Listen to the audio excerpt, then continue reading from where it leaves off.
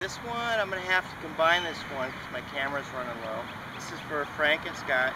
Frank wanted to know about the compression of the ball, how to get that feeling with the whip, and Scott wanted to know about working the ball. Well, first of all, your swing never changes whether you're working the ball or not. Your swing motion never ever changes. Now, as far as getting compression, it's all about moving in the right direction, moving all your parts in the right direction. So with my whip, I'm not simply going to swing it mindlessly like a pre-shot routine, or like I was mentioning before with the pre-shot routine, or just, you know, out there. I want to swing it towards the target. That's why a lot of times I'll use the counterweight as a directional aid. So in other words, I'm back up to the top. Now I want to swing this forward down the target line, and I want everything to move with it. My lower body, you know, so many times I see people they're practicing this and their lower body's not moving. Well, that's not going to happen in real life, and if it does, you're going to hit a really bad shot. So as this goes forward, so does everything else. You know, it goes forward and turns. And it has to turn. People say, well, how do you know when to turn? You know, when to go forward, when to turn. Well, you start by going forward. It's going to turn naturally in order to get the club through, in order to get that compression. You know, so by swinging forward, I've got my weight into my left side, and I've got that compression, and I've turned at the right time, which is what the peel's really good for. But with that said, it's just all about moving this forward. You have to understand forward means towards the target.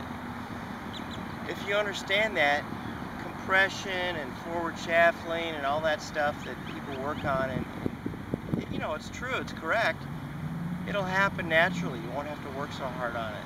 So with that said, let me go back to what Scott asked about working the ball. You know,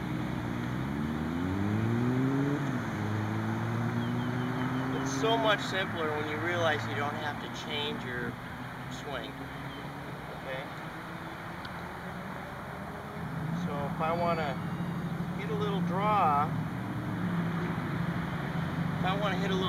I'm going to keep my same swing path from the inside to square. All I'm going to do is simply change the club.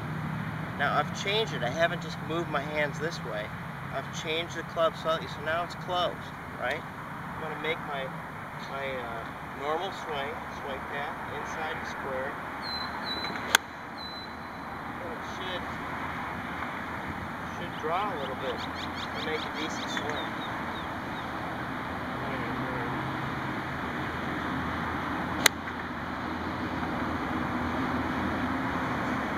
Okay, a little draw, not bad.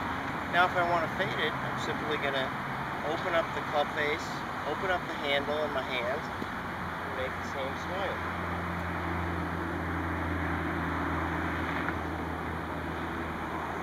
Okay, like that. Now, make the same swing.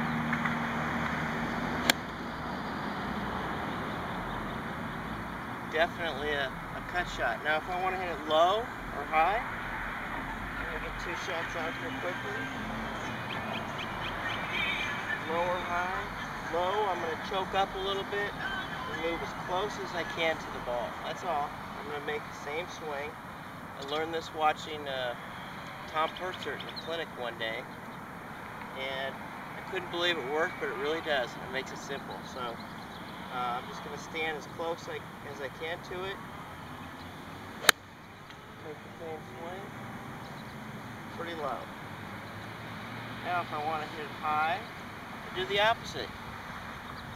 Grip up as high as I can, stand a little bit farther away from it, make the same swing.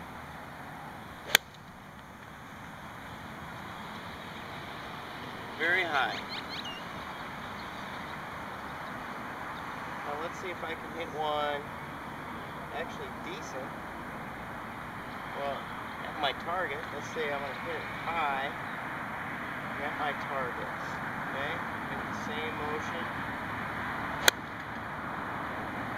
There we go.